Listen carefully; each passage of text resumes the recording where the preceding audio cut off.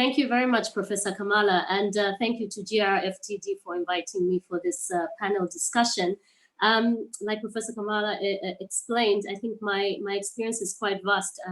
And then I'm also dealing, I couldn't stop my brain into circling, thinking about what an African migration perspective would be, gazing at two unknowns, which have a problem with data, as we have already talked about, looking at the gender lens and also trying to understand how all that is happening on the migration front and in the midst of a COVID storm. So I'll try my best to see on how I can touch on various parts. Can you hear me? I see Professor Kamala is frozen. I hear you. Yes, we can hear you. Yeah. So just to give a bit of background, Africa is, there are 55 countries in Africa, and there's a population of 1.3 billion with various growth rates. Some of them, the growth rate of the continent is high from desirable, and it's still, not a double digit. So we're talking about 4% economic growth rate.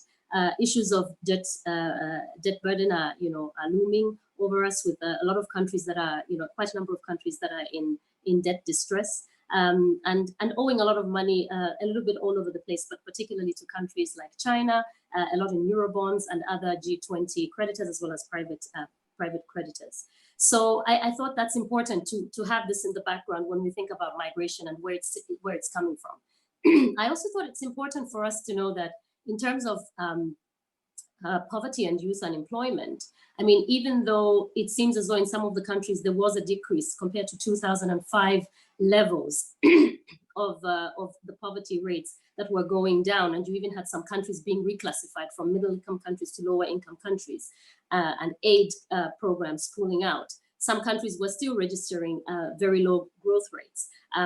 And then you still have quite, there's a much more literate population. Like if we talk about 10 decades ago, there's a growing private sector. So there's some good and interesting things. There's been an increased spending in terms of, from most government side in terms of health and education, even though you may have some question marks there, particularly in relation to girls' education. But there was quite a focus in the last 20 years or so in investing in these social sectors. So the expectation was that poverty should have been really growing, especially when we came from the MDGs.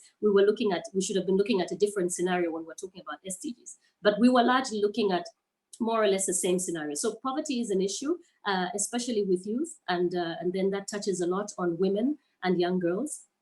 And these are the most vulnerable pockets due to low education levels and in terms of access issues as well, that go beyond just providing programs on girl-child education, but that go to the role that the girl child plays in a household. So you would say relatively that the figures that you have on people living under less than $1 a day are continues to be a problematic issue. And therefore, and then if also we look at the growing inflation rates, that doesn't really help the situation. So it's not quite surprising that from these pieces of statistics that I've given you would cause a flight off a country, and probably most likely off a continent, to look for greener pastures. So at the same time, other things have been happening. Like you have a growing informal sector, that's largely dominated by, women in trade and services, because they couldn't get space in the public sector, or they couldn't get space in the more formal sectors of employment. So when we talk about, so for instance, if we're looking at rural-urban migration, there's been a lot of rural migration, particularly, I'll zoom in a bit maybe on young girls who looked at, farming as a hard life, and then could work as a domestic worker in the city. So something that's prevalent in as I've heard from other speakers talking about in India and in other parts of the world. You also see this in China, for instance. So in many parts of the world where migration is driven by work in the urban centers.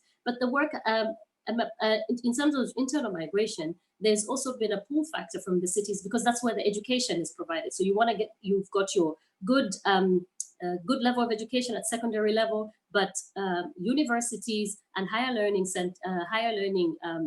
institutions are found in cities. So it doesn't do much justice in keeping our young girls and boys moving to cities. So you have that also sitting in the pocket as an issue to digest in terms of understanding the impact that migration may have, or the root causes of migration. And then, I mean, fine, you have it's a growing informal sector, but we also know that women are mainly left behind.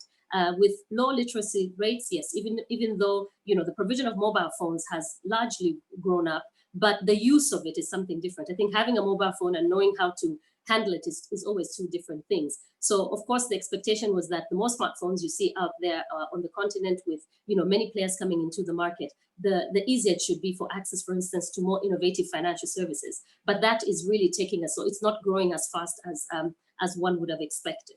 So there's been a rapid growth of mobile money, which has really been very useful for women who have had a difficulty in accessing financial services. They can bank their money on their mobile phones. They can feel much more secure rather than moving with cash, moving from a market to home, or moving from your salary being paid in cash and for you to take it home. There's also been an increase to financial information. So I think in terms of that, we see some changes. So it's actually not surprising to see MIT do a research and basically say that access to mobile money, it lifted about 2% of the people out of poverty in Kenya. So these are some of the interesting statistics to think about. So let me zoom now on migration. When we think about intra-Africa migration routes, I think it's important to realize that Africa, the 55 countries, have also been further broken down by regional economic communities. And different countries may also belong. So for instance, Zambia belongs both to SADC and to COMESA. So these are two regional economic communities that still have an influence, and not as strong as, for instance, the European Union would have on Spain, France, Germany, and the others, but would still have an impact on the way trade is handled, on the way certain policies are taken. So because we're trying to move towards regional integration, so enhancing regional integration. So therefore, it means that some of these countries, for instance, in ECOWAS, so that would cover countries in West Africa, countries in SADC covering Southern Africa, East African Community, a smaller group of countries that are coming together, but really their agenda moving much more forward on moving towards regional integration. And soon, the so-called Africa Continental Free Trade Agreement. And all these are coming up. But what it would mean that even though they're more trade-related regional integration focused, so we're looking at the trade aspect, of course, the movement of people is largely affected. So what that has meant is that there have been some other regional migration governance policies that have resulted out of this. So it has allowed people to move. But even though the number of people moving within the continent remains very small at around 7%, but it's estimated to grow for the full operationalization of the Africa Free Trade Continental Agreement. The destinations vary within the continent. People travel to South Africa, to Kenya, to Botswana, looking for work opportunities, mainly because these would be, if you like, economic powerhouses, Nigeria, Kenya, and even you have also sort of other smaller countries that wouldn't smaller in terms of population, but important in terms of the economic growth. Tanzania, Botswana, the Gambia, Uganda are countries that attract migrants that are seeking work in tourism, teachers moving across borders, accountants, domestic workers. It's quite prevalent. It's a normal scenario to see in Tanzania that you have a Malawian domestic worker, or you have a gardener who would work as a domestic worker. It's quite probable. And then others move for education because maybe the national system cannot capture all the students graduating from secondary school. So this has also allowed a flight.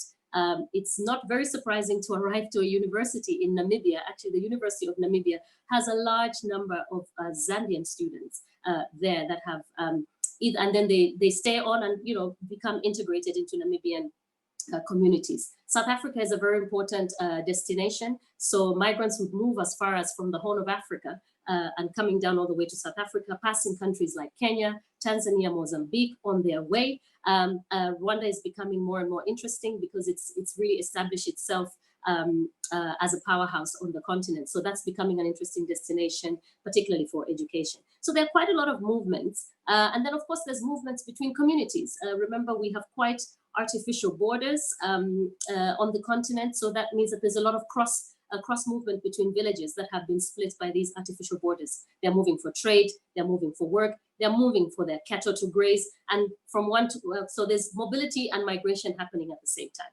And then zooming a little bit on looking at outside the continent. our migration routes on the African continent are largely influenced by the colonial history, and also the trade routes that you've had, as well as the proximity that we have in the surrounding continent. So it's not very surprising that migrants, for instance, from Africa, predominantly, they head for the UK, to Germany, France, Spain, Portugal, Belgium, Italy. And then, of course, we have a lot of student migration to India recently, and in the last couple of decades to China and to Russia, largely because we have had a lot of scholarship being offered in this opportunity in these countries, but also countries like Australia and the US have been interesting destinations for African migrants. And in terms of arrivals on the continent, I thought it would be interesting to get a perspective that we still have large pockets of migrants. And I think the largest ones I would say would be India, Pakistan. But over the last decades, we've seen an influx of Lebanese migrants coming in, particularly to establish businesses. So they're into investment. And you are seeing more and more varied pockets of migration arriving onto the continent. But I mean, you would find African migrants basically anywhere, like you would find, in whether they're there for regular or irregular purposes. They're driven by education opportunities. Some are running away from civil war, and some are simply looking for a better life. So zooming in a bit on irregular migration. Now, the irregular migration, of course, I would try and just focus it here on particularly looking at Europe and maybe zoom in a little bit on China. Irregular migration has been on the increase, and the trend has been that a lot of younger men were crossing using the back way. So when I mentioned the back way, I would refer to irregular migration. So they would be moving, transited by buses and different types of transportation, coming from the west coast of Africa, for instance, and trying to cross through Niger and the other countries on their way to Libya, and then crossing to find their way up to Italy. And usually the intended destination would either be Germany or the United Kingdom, looking for opportunities there, or France, depending on what the motivation would be, and depending on where the migrant has an existing network of sorts. So it would be friends who have gone before, family members that have traveled before and have shared success stories. I would encourage you to look at the Mixed Migration Center if you wanted to get a better glimpse into sort of understanding motivations behind them. I think they've come up with some very interesting reports that really outline not just motivations, but experiences. UNDP also did a report earlier last year to just interview a couple of migrants that have also used the back way to understand motivations. So this has been an interesting phenomenon that has been happening over the years. In fact, it became such a troubling phenomena that I think it motivated the European Union Africa engagement to also change and take shape. And you can also see it in bilateral agreements that the EU have tried to work on in terms of curbing this irregular migration. So really trying to stop the traffic at Libya, and also trying to decongest and reduce the numbers of irregular migrants that are stranded in Libya in very, very deplorable condition. So this has been, largely the work that has gone into signing return agreements. You've also had quite a number of programs that are being run by the International Organization for Migration. They have a regional office in West and Central Africa and another one sitting for East Africa. So I would encourage you to go onto their websites if you wanted to really dig in and zoom in on the different countries. Like I said, it's 55 countries, so it would be difficult to even pick up statistics. So, but I think what has been happening also is that the number of women that are joining these migration routes is increasing. But of course, irregular migration by women traveling because they're trafficked for particularly for forced labor and modern slavery reasons, if we could put it like that, that would fly in a very regular way. So they're recruited from their various countries and transported to Europe, to many parts of the world, to China, even as far as South America, where they are then exploited. So there's a lot of human trafficking that's happening, but there's a lot of engagement also with some of we would say the top countries. Like Nigeria has a very active interaction at the bilateral level with countries like the United Kingdom, and several other countries are really trying to put a stem to this. But it is not far from finished, because the methods of human traffickers are highly sophisticated as it goes in that area. I also thought to say something about remittances, because remittances are a real lifeline. They're paying education, they're paying for education, they pay for health. They also pay for the care that happens when a migrant has moved.